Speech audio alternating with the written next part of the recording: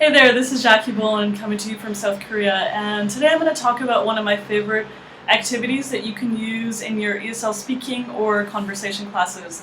It's partner role plays. So they're excellent for lower level students who want to have conversation with a partner or with another group, but they are just so low level that it's almost impossible for them to do without giving them time for preparation. So something that you can do maybe is give them something like this. So if you're talking about feelings, you could use, hey, blank, how are you doing? And then the partner, B, I'm great, how are you? A, I'm sad, angry, embarrassed, bored, etc. I always say anything is fine besides I'm fine, thank you, and you.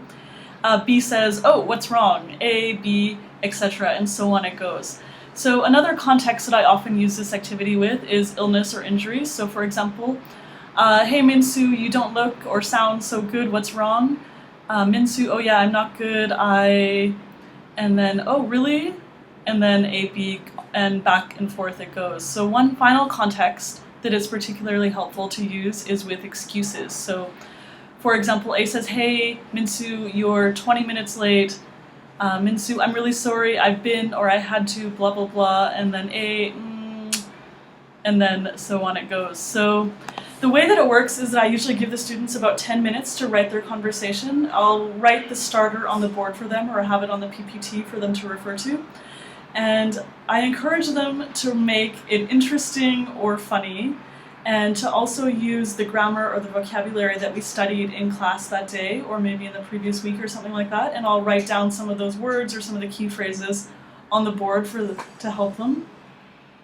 And after 10 minutes is up, they'll have to present it to the class. So if it's a small class of maybe 10 or less, or maybe 12 even is fine, you'll have 6 pairs, so it's really fine to just listen to everybody.